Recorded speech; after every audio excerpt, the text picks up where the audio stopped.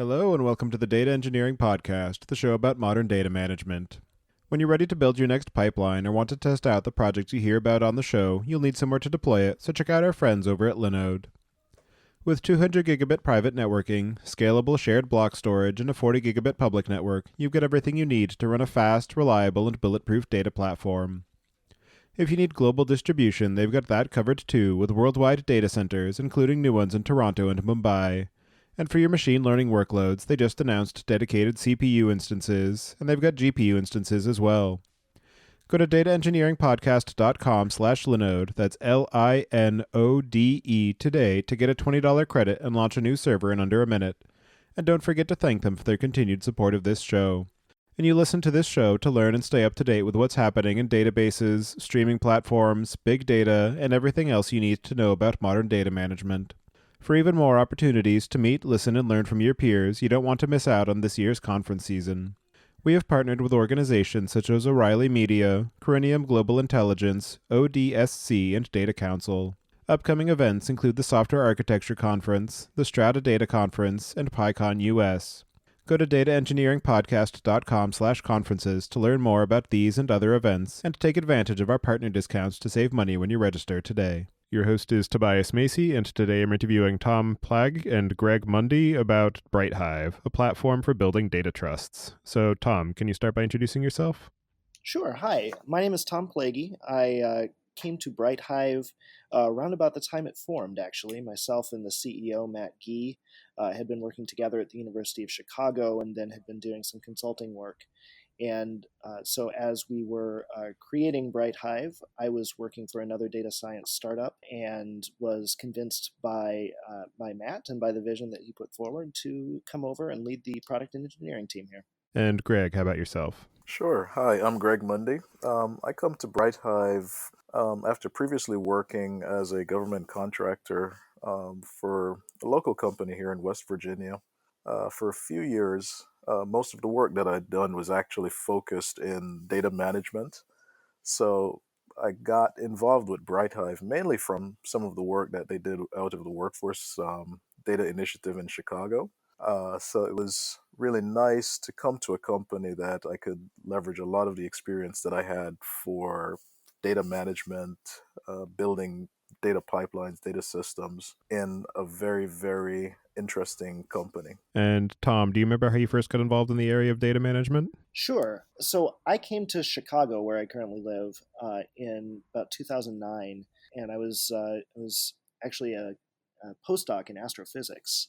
So I was working with pretty decent volumes of data on the experiments that we were working on. I completed my postdoc, and afterwards started looking at faculty jobs and decided that wasn't the route that I wanted to take. So I kind of took advantage of the community that existed at the University of Chicago around data science and the social sector. There was a center forming at the University of Chicago, as well as a fellowship program called Data Science for Social Good that was spinning up just as my postdoc was ending. And through discussions with the folks who were setting those new entities up, I kind of realized that was the route that I wanted to take. And of course, coming from an academic background, the skill sets and the technologies are a little bit different, but you do kind of get a broad exposure to a lot of different ideas. And so I had some learning to do as I switched over, both about the technology and about the needs of the organizations that we were working with, largely nonprofits and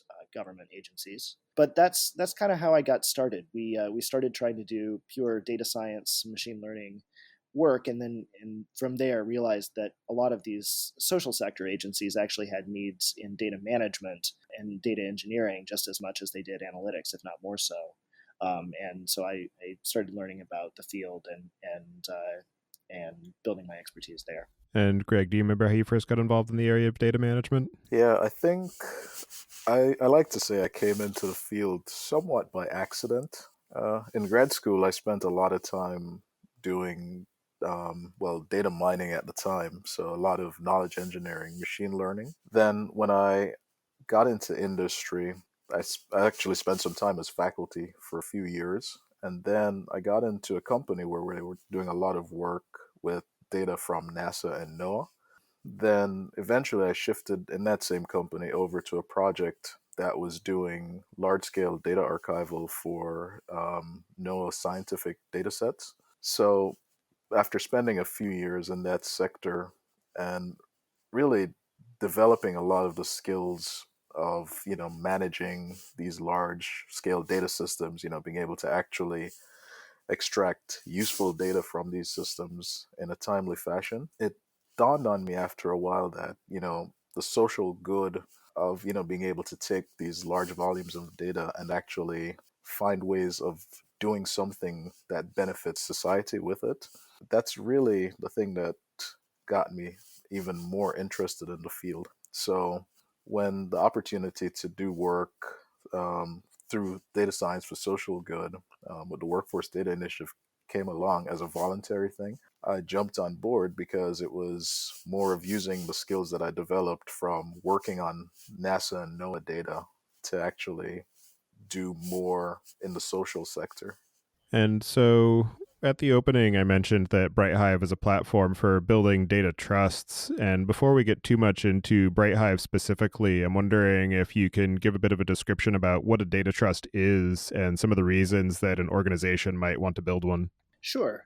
A data trust is it's a form that a data collaborative can take, and it's a particular form that has a governance structure attached to it. A trustee, who's generally a party who all sides who are sharing data with each other uniformly have faith in as a steward of the data, and it also has a technology backbone as well, so that all of the organizations who are exchanging data amongst themselves are kind of speaking the same language.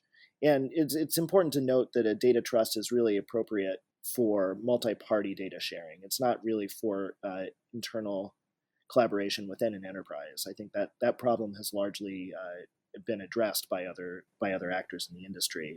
It's when you start to go across agency lines or across public-private lines that you really need a lot of the infrastructure and around data sharing agreements and very strict logging and controls over who's using the data that you are exposing and for what purposes. You need to draw a lot more lines and introduce a little bit of a different type of technological solution. And it's one that we recognized at BrightHive pretty early on was kind of a missing piece in the social sector in particular. A lot of data sharing agreements that are signed between governments and private industry or nonprofits are kind of one-offs, generally used for piloting or for developing one particular set of metrics for reporting. And then it goes away, and the next agency head who comes in kind of has to reinvent it, start over from scratch. So we realized early on when we were working with these types of entities that something more sustainable and extensible would really help the field move forward and help build a true social sector data infrastructure where people were collaborating to serve the people who needed their help. And so it was like the match between this particular form of data collaborative, which grew out of actually the intelligence community, and what we saw as the needs of the social sector that really was the impetus behind BrightHive in the first place. And that brings us to BrightHive specifically. I'm wondering if you can talk a bit more about what BrightHive is, both as an organization and from the platform perspective.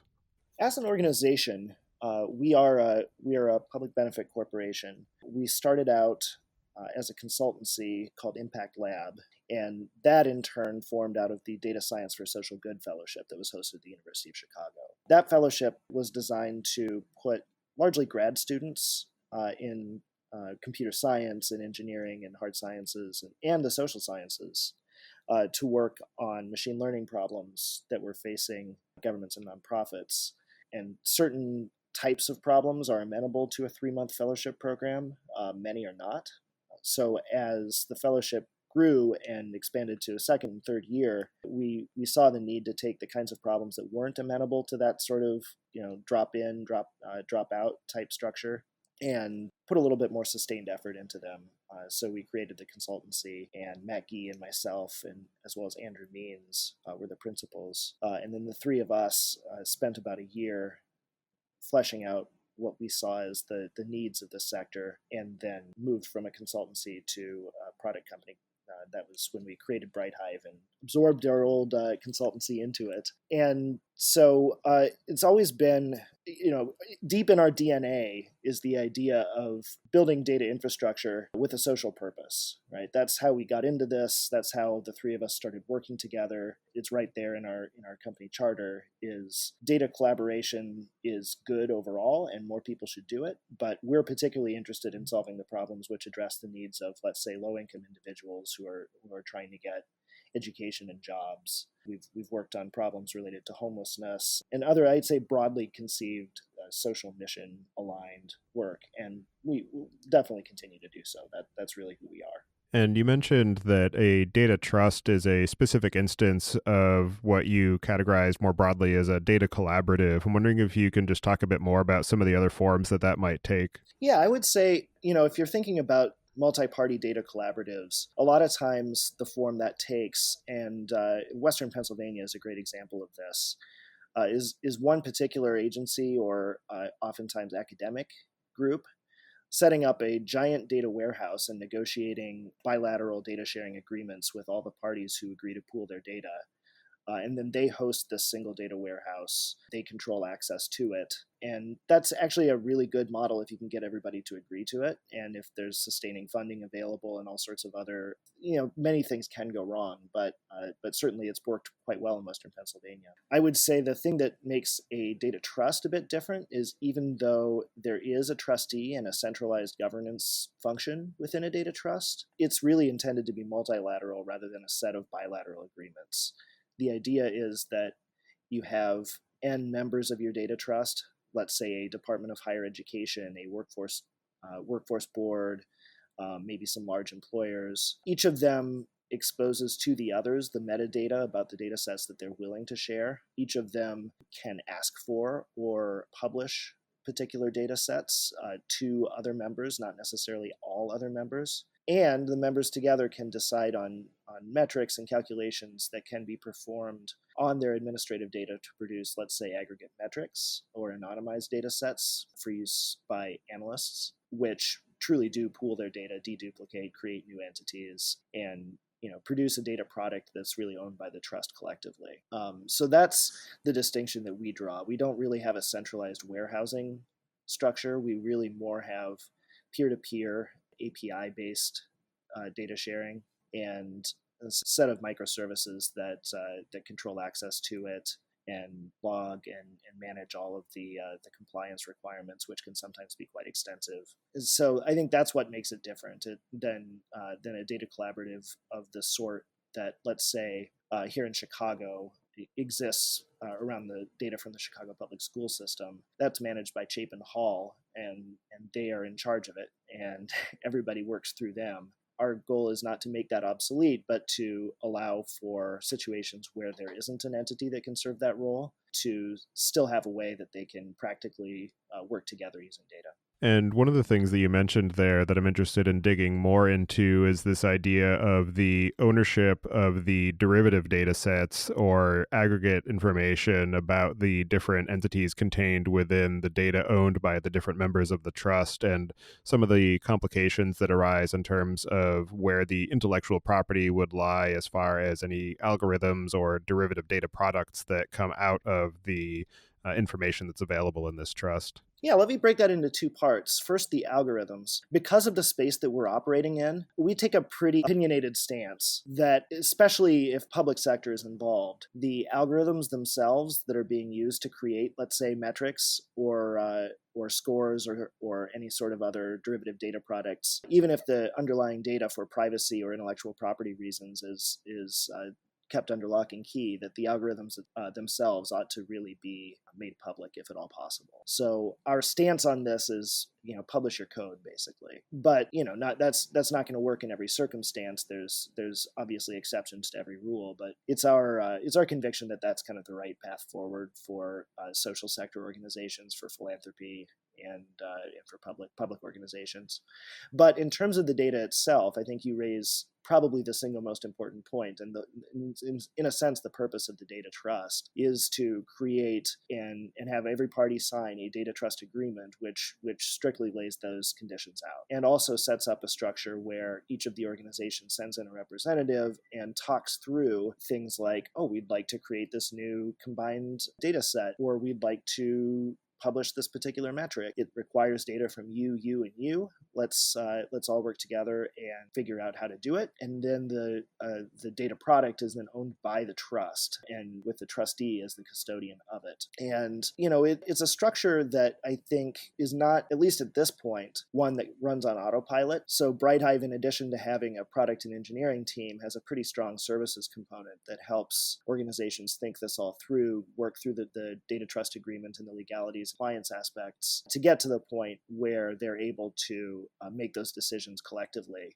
and implement them in code. It may be one day when everybody knows what a data trust is and there's 100 templates to work from, it will be possible for a data trust or for a group of agencies to come together and build this type of collaborative without some handholding, some guidance. But we're not there yet. And so each of the data trusts that we're working with has what we call a data trust lead assigned to it, whose job it is to help make those connections and to talk with both executive level folks as well as the technological, the IT teams, and kind of bring this to fruition. Because in addition to just the practicalities of how do I calculate this metric or how do I implement this scoring algorithm, you have to get buy-in from everybody. You have to get everybody to sign off that the intellectual property is owned by this new thing, and that's a very non-trivial task. And for an existing data trust that's already been established, have you found that there are general approaches to how an individual or an organization might gain access to be either a member of the trust or be able to have some limited access to the data contained therein to be able to do some sort of analysis or build additional products on top of it? Yeah, absolutely. One of the data trusts, actually a couple of them that we have, came together explicitly in order to allow a third-party software developer to implement an application that uses the data within the trust. And in that case, it's a matter of basically standing up the OAuth service and creating API keys and making sure that that particular third-party developer has access to the data, but also that every access is logged and that a full audit trail is kept. And that's kind of what we designed our initial version of this around, was the scenario where the main user of the data within a data trust was to be third-party app developers or third-party analysts who would be accessing the data via API. I think what we've come to appreciate is that there's many scenarios in which it actually makes more sense for a big data user to actually just join the data trust formally, in which case there's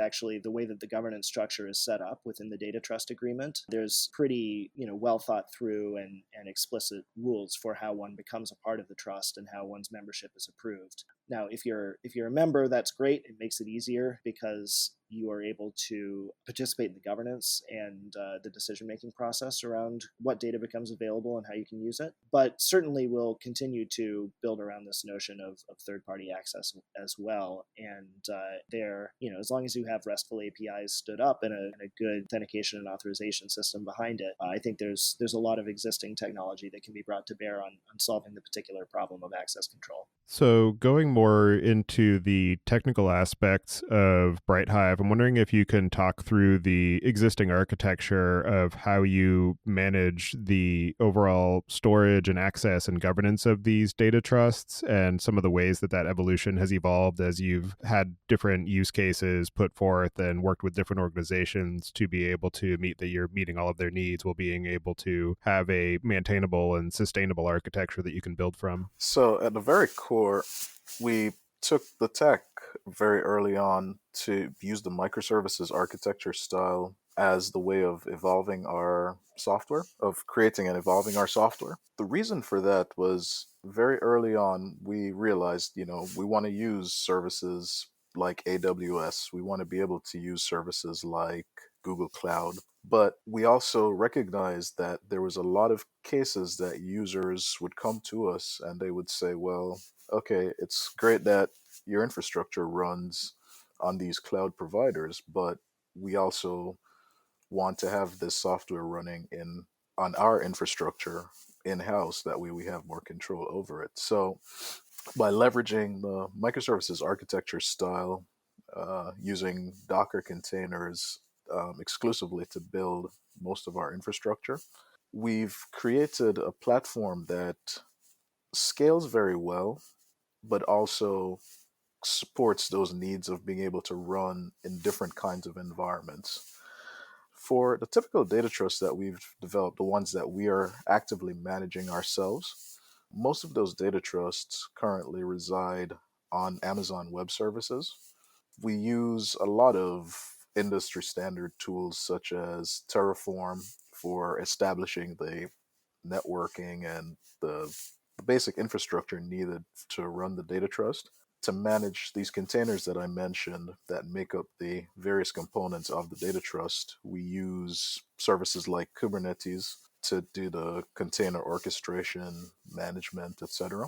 Internally, our software, we use a lot of Python in-house, but we also make use of other languages, including JavaScript, Golang, and so on, for some of the work that we do that's not necessarily core to the data trust. We rely a lot on open source technologies. So for our ETL, we use Airflow and Dagster for helping us to build out and manage our ETL pipelines. So overall, what our current goal is for 2020, as we've developed this first round of what a data trust looks like, we are now finding ways to streamline a lot of these processes. So, we're getting better with the way we're making use of our microservices. We're getting better at orchestrating our microservices.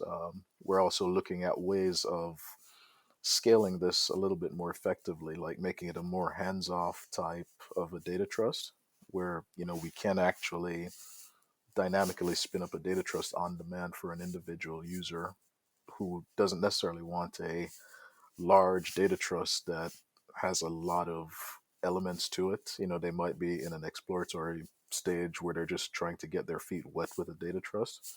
So that's really what we're looking for 2020 with respect to taking the technologies that we currently have and looking at the business needs that we've identified and try to build a more scalable product moving forward.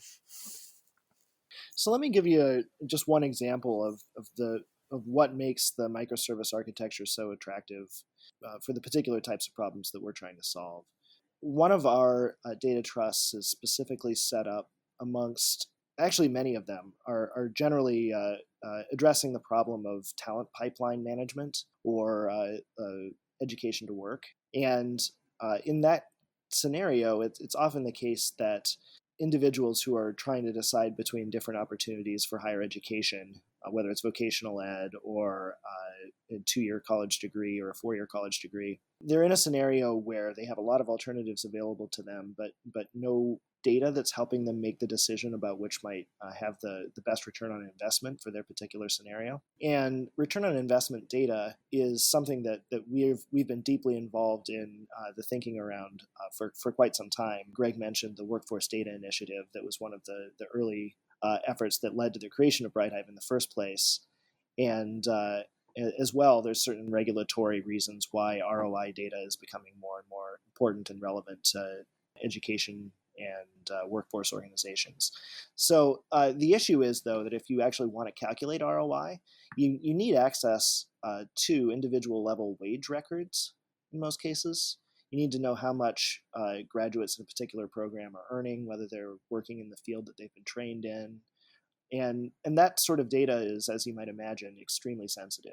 Generally, it's housed at state agencies or federal agencies, and the rules surrounding the use of that data are really quite strict, as you would hope that they would be. What our early architectural decision to support both, the big cloud providers, but also hosting certain components of the platform in-house and on premises, allowed us to do was to work with this particular client to deploy the actual metric calculation, the ROI calculation engine locally on premises. and nevertheless to be able to take the outputs of it, ingest it into the data trust, and make those available to other members for use by third-party applications and for analysis. And that API connection between the metric calculation engine, which we don't actually, we as BrightHive don't even have the ability to query directly.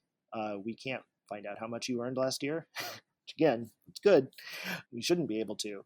But the rules surrounding the aggregation, for example, the limit of the smallest cohort for which you're allowed to calculate means and medians and other aggregate statistics, that's all implemented in code and kept isolated on the on-premise instance. And then we're able to communicate with it securely and get what we need and incorporate the outputs into the data trust without actually having to be in the position of managing this extremely sensitive data set ourselves on a cloud provider. Yeah, the issue of data privacy is definitely interesting in this context of the data sharing, because there are some elements that might be protected and covered in certain regulatory environments of the owner of the data that somebody who is partnering with them in a trust either doesn't have the controls in place for or doesn't have the authorization to access. And so I'm interested in how you approach some of those types of scenarios. For instance, if somebody is covered by HIPAA data and then there's another member of the trust who's providing information about employment and they want to be able to perform some sort of aggregates across those two data sets in either direction, how you handle the aspect of the person with the employment records not having the controls and agreements in place for being able to access some of those HIPAA protected elements, how you ensure that they're still able to gain some value from the trust. Yeah, and that's a really important problem, obviously, and it's one that that we're actively working on right now. So I don't want to give the impression that we've solved the secure multi-party computation problem entirely and are ready to deploy it for anybody who comes to us with their checkbook open.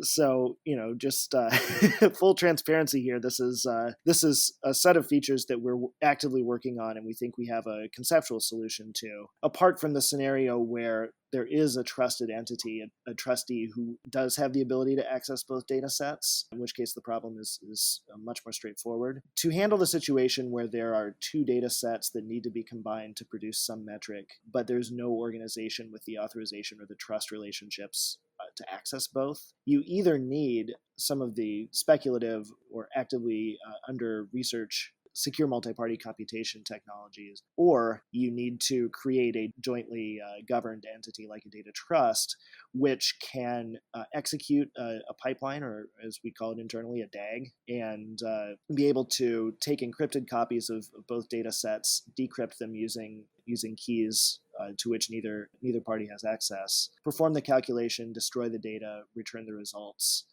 And we think that we have a pretty good idea around how to do that. And it involves basic, public key encryption of both data sets that are the input, a well-defined input specification for what goes into a particular DAG, and as well as what comes out of it. And then, of course, pretty strict logging and authorization controls around when that DAG is allowed to be run by whom, and keeping track of each run. So it's basically like you could imagine spinning up a compute that we as BrightHive, just can't log into. It's just a Lambda function or short-lived EC2 instance, performing the calculations on data that's decrypted and then re-encrypting it, the output for each of the parties who's allowed to access it, and then distributing that through the trust. So that sort of approach where the computation is happening on infrastructure that's owned by the trust, if you will, sort of gives everybody involved a measure of control and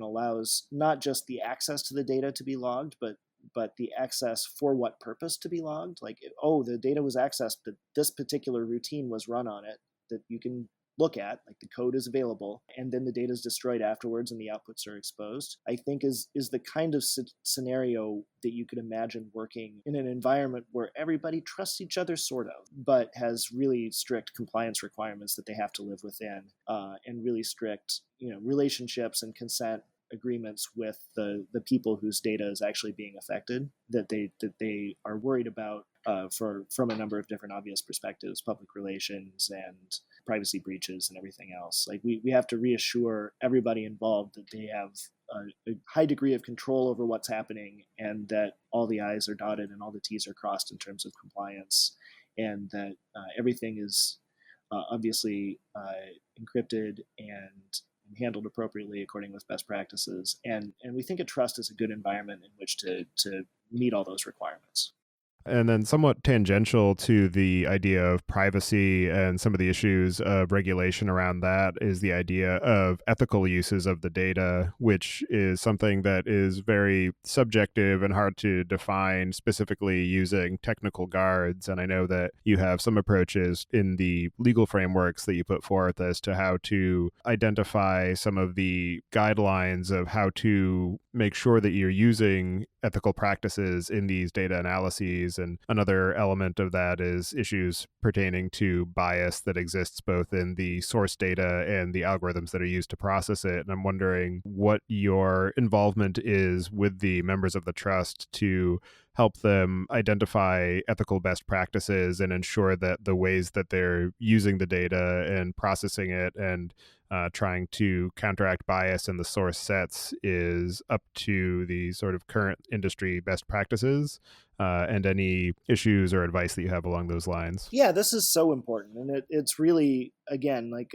it's in our DNA to care a lot about this. And it's actually driven our decisions largely around how we grow and who we work with. The idea of a data trust is broadly applicable. Obviously, as I mentioned earlier, it grew out of the intelligence community, which is an area that we're not working in. But even though the idea is broadly applicable and the software we've written is, I think, appropriate in a lot of different contexts, we've limited our work so far and the clients that we've taken on largely to the education to work domain, which is one that we understand very well. We have a lot of folks on staff with deep subject matter expertise who have the ability to look at the particular problems that the data trusts are trying to solve, identify potential issues of bias or some sort of other ethical issue that might arise, and actually bring their own expertise to bear on it, or at least to be able to issue spot and kick questions that might arise up to the governance committee to deal with. Because we've circumscribed the realm in which we're working with our early clients, I think that has given us a lot of comfort that we're working with these early clients very closely and we know what they're doing and why, have the in-house expertise to be able to spot potential issues. As we grow as a company and as we move beyond the education to work domain, I think it's a harder problem to solve unless you want to basically staff up in every single domain that may exist. If we were to move into healthcare, for example, would we have to go out and hire folks who have been working in healthcare IT or in actual healthcare practice long enough to be able to issue spot with the same sort of rigor that we're able to in the domain that we currently work in. And I think the goal is that as we move on as a company to that place where we're working across a bunch of different domains, that we wouldn't have to necessarily, but we probably would continue to offer that as part of our services offering in a lot of different scenarios. So it's a combination of making sure that we're staffed to handle the trickiest bits. Like if we start working with health data, having somebody in-house, at least one person who is able to weigh in on those issues and spot them. But then also as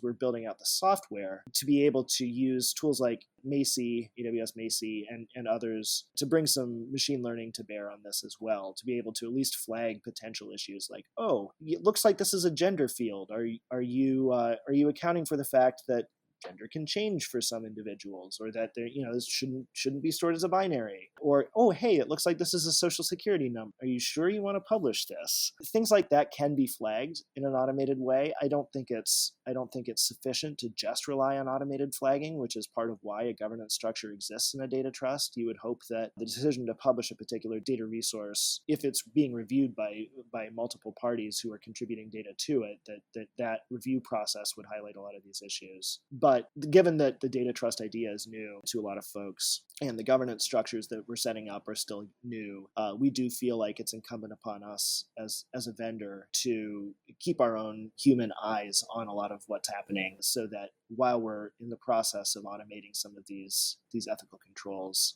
we have highly trained individuals who are helping us guide us along that path.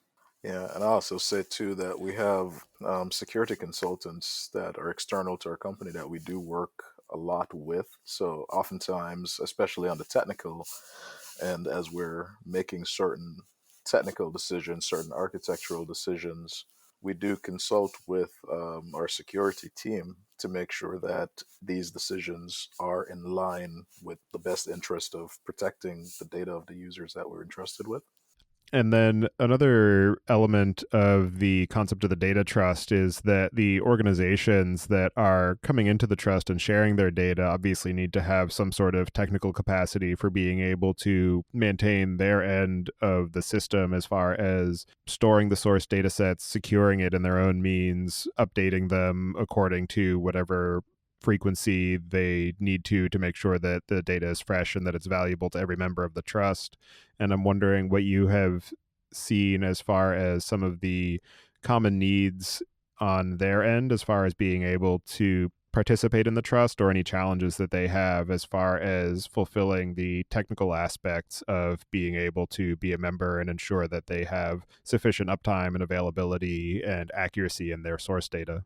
Yeah, there's so much variance, especially if you imagine working with nonprofits, foundations, and government agencies. You can about imagine the huge variety of structures that exist and legacy database systems and internal technical staffing models. And it's always the biggest challenge is if you have three organizations who've never shared data with one another before, they each have different cultures around data, around the way that they share it, the way that they manage it, the way that they keep it updated. And that culture shock that happens when you throw the three of them into the same room together is something that again, we rely on humans to actively manage at this point. I would say that in general, our assumption going into this work, which informed our initial thinking around the architecture itself, was that API access to the various data resources and then automated ETL processes that posted updates to those APIs was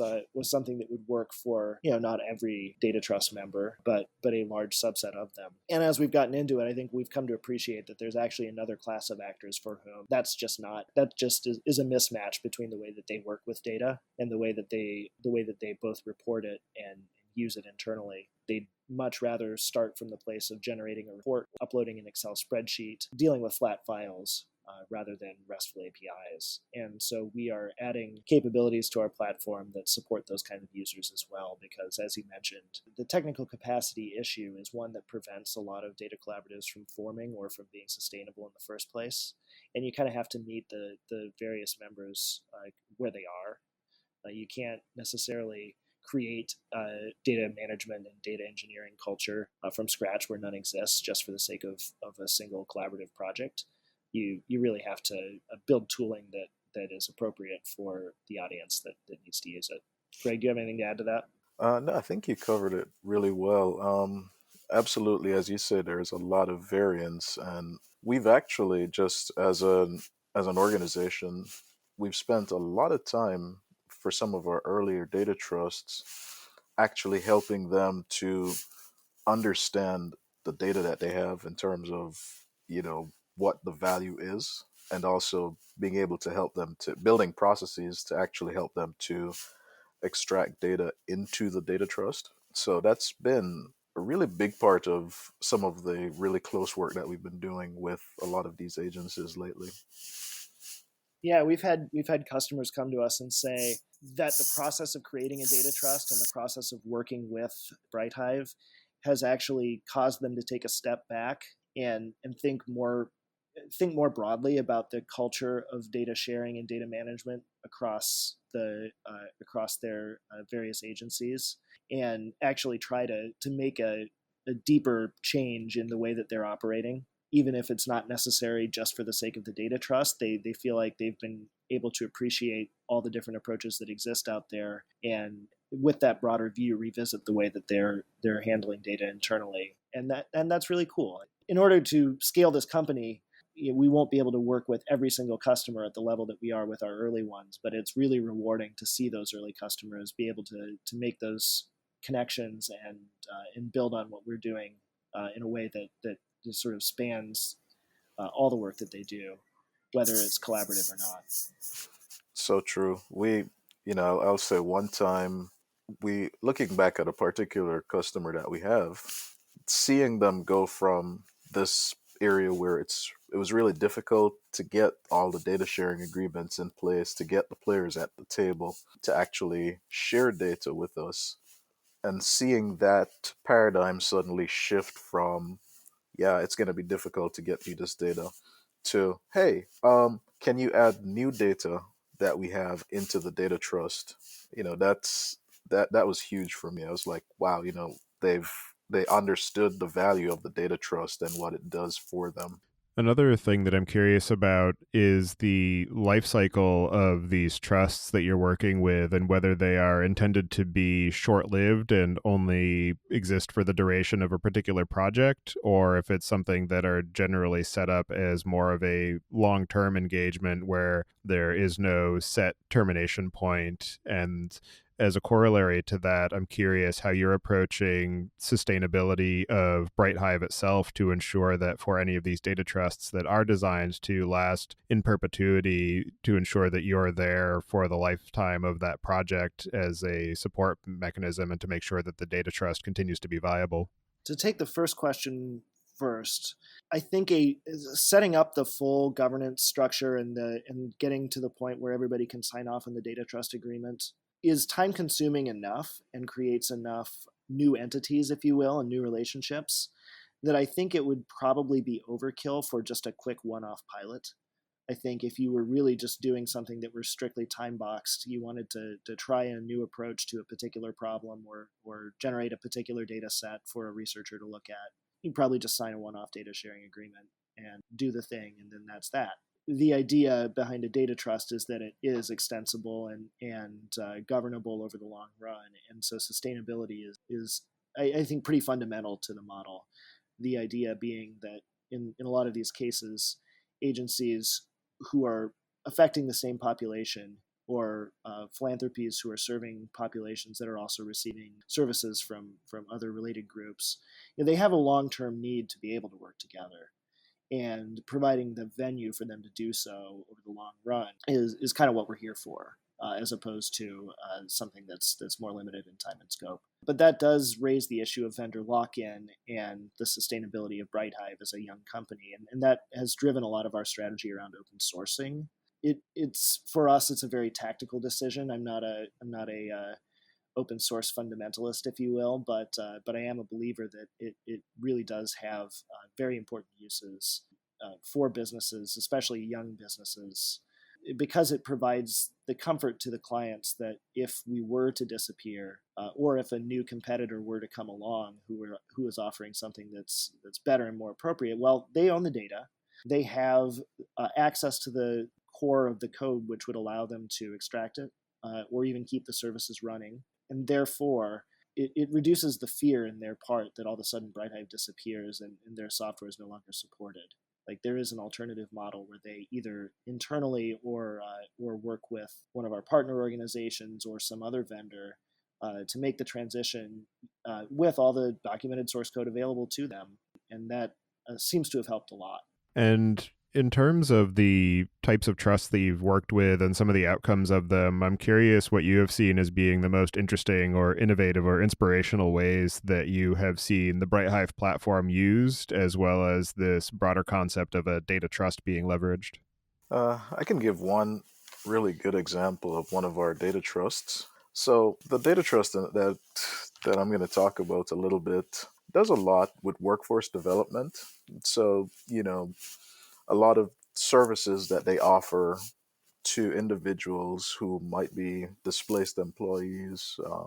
They may be veterans, they might be looking for just ways to improve themselves. So, you have this group of agencies that are doing a lot of really good and valuable work, but they don't actually have much insight into just how effective the work is that they're doing. So, one of the eye opening moments for me was after we'd gotten our data trust set up and data started to flow and we had our go live, and they started to get data into the data trust and there was analysis done and data being used in these third party dashboards and applications. And I'm sitting in a meeting, and one of the individuals who is in charge looks at us and says, wow, for the first time, we're actually able to see trends in things, just, things that might not be very interesting to the wider population, but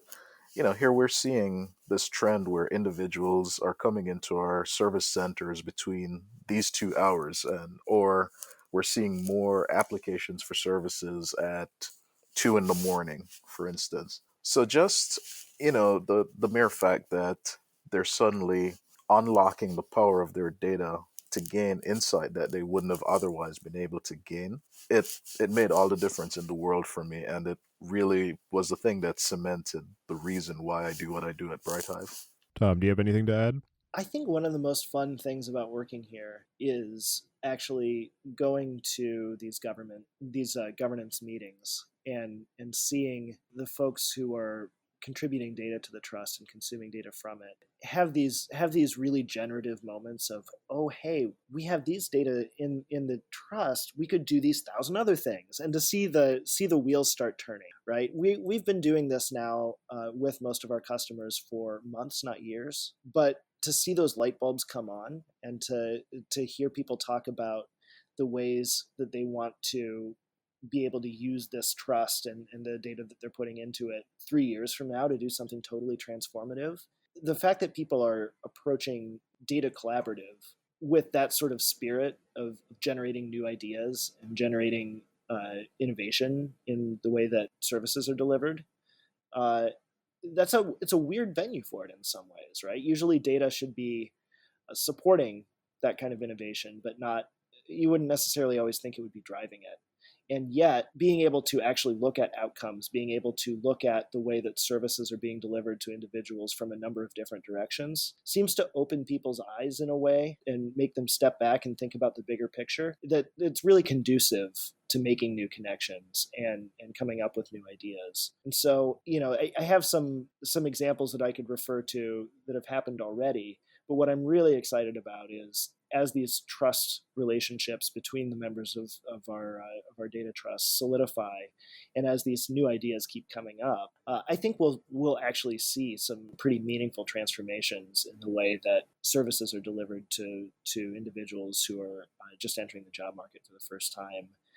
As agencies who've just never worked together seriously in the past start to collaborate at an individual level and track their referrals and whether they're working or not, and understand the various barriers to employment in a truly robust sense, where it's not just, oh, this person needs a college degree, but maybe also this person doesn't have a car and needs a way to get to their work, or is struggling with a mental health problem. To take that sort of holistic approach to case management, and to see an individual who a case manager may have been working with for 2 years, but never really understood the core of what was causing them to not be able to take the step that they wanted to take. That's really cool. Like it's, I think, potentially transformative. So I'm looking forward to seeing that materialize over the next months and years. And as we look forward into the future of BrightHive and the future of how data cooperatives and data trusts are being used as data continues to be central to almost everything we do, I'm wondering what you have planned and some of the trends that you foresee as we move forward. I think one of the big trends that we're going to see is one that we're already preparing for, which is the expansion of these data collaboratives beyond particular subject matters, let's say, or silos. Because obviously, education to work already includes a number of different stakeholders. It includes public and private education providers, it includes software boot camps, it includes employers, K-12. It's already a pretty large community, but as I mentioned before, we understand that barriers to employment go way, way, way beyond that. And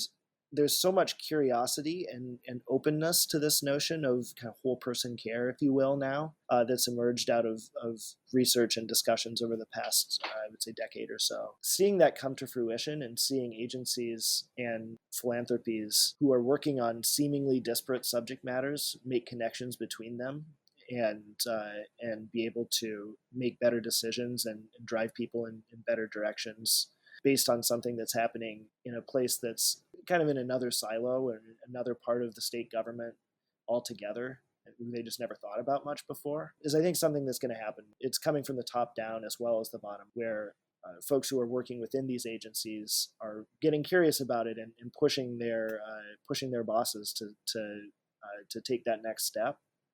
And also where political appointees and agency heads are coming in and saying, hey, we need an actual data strategy. And I think those two forces pushing at the problem from either end is leading to the expansion of people's idea of what's possible in terms of collaborating with data. So that's thing one. And I would say thing two is this notion of sustainable data governance. To me, this is the biggest problem that is yet to really be solved with technology in the realm of data engineering. Is okay, you can build within a single enterprise, a data bus, a set of tools for collaborating around data. But once you go beyond a single chain of command and involve a bunch of different stakeholders who are coming at it on basically a level playing field where everybody needs to agree and sign off on a decision before it's made, I don't think there's great technological support for those types of organizations right now. And for the ongoing support, governance, and maintenance of those relationships once they're established for a given purpose. So I see, first of all, the demand for this type of arrangement continuing to grow, and then second of all, the technical space for software tooling to kind of solve that real problem that's preventing those relationships from being sustainable and really productive. Are there any other aspects of the work that you're doing at BrightHive, or the concept of data trusts and data collaboratives, or any of the engineering efforts that you're involved with that we didn't discuss yet that you'd like to cover before we close out the show? I think No, I think we did. We pretty much covered the bulk of what's sort of on the BrightHive horizon. So I feel pretty good. I will say though that one thing that was sort of an eye opener for me over maybe the last 6 months is just as people are becoming so much more aware of privacy, and especially privacy of their own data. And it's not just necessarily the sort of data elite that are thinking in those terms. So I see that as society in general starts to think more carefully about the data that it's actually sharing. I see this concept of a data trust actually becoming even more and more widespread than it currently is. Yeah, absolutely, and driven in part by regulations too, right? The CCPA, the GDPR, like all those four-letter acronyms. I don't think that's the end of the story around data privacy regulations. I think it's just the beginning. So not only are consumers starting to ask questions and citizens starting to ask questions about how their data is being used, but their representatives are starting to set some pretty clear boundaries around it. Not entirely clear to me that a company like Palantir is set up in a way that is compatible with some of those controls, and whereas I think a data trust really can be. So I think that the regulatory environment is another thing to keep an eye on, as well as citizen expectations. All right. Well, for anybody who wants to get in touch with either of you and follow along with the work that you're doing, I'll have you each add your preferred contact information to the show notes. And as a final question, I'd like to get your perspective on what you see as being the biggest gap in the tooling or technology that's available for data management today. And I'll start with you, Tom. Well, like I said, I think that so many of the technical aspects of sharing data actually have a really robust ecosystem around them. I think the piece that's missing is being able to bring all of it together and make it sustainable and manageable by the data custodians themselves, as opposed to relying on everybody collectively going and signing up with a single vendor and having a uniform IT environment across the entire ecosystem. I think is largely impractical, especially in something like the social sector, where there's a whole bunch of different actors. So to me, that the glue that connects data infrastructure provided by multiple vendors and the governance structure that makes it sustainable is the biggest missing piece right now. If you're a single enterprise with a single decision maker at the top who can say, use this vendor's software, I think you can solve a lot of your data management problems that way. Or if you have a large enough IT staff where you can, take the open source tools that are out there and glue them together, I think you can solve the problem that way. But once you start introducing multiple stakeholders into the equation, I think the technical model and the governance model are not standardized yet. Haven't settled on anything that's really meeting the needs of the customers. And how about you, Greg? I tend to agree with Tom as well. Honestly, I feel in terms of our technology, we definitely understand a lot about building and sharing data, just, you know, out of practice. We've not just BrightHive, but, you know, as an industry, we've been doing data management for a long time. But again, I think that the ways of automating the legal and governance part of the data trust management is really something that's going to be very important moving forward.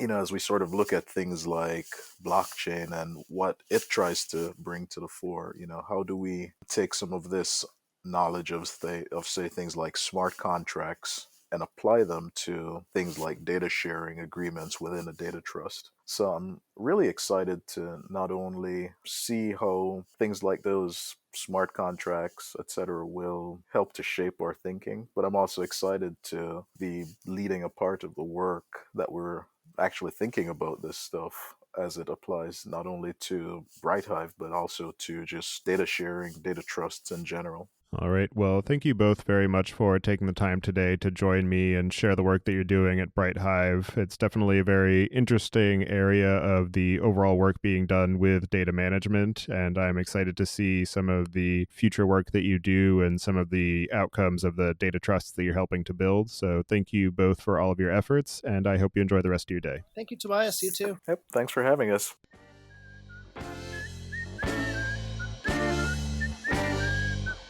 Listening. Don't forget to check out our other show, podcast.init, at pythonpodcast.com to learn about the Python language, its community, and the innovative ways it is being used. And visit the site at dataengineeringpodcast.com to subscribe to the show, sign up for the mailing list, and read the show notes. If you've learned something or tried out a project from the show, then tell us about it. Email hosts at dataengineeringpodcast.com with your story. And to help other people find the show, please leave a review on iTunes and tell your friends and coworkers.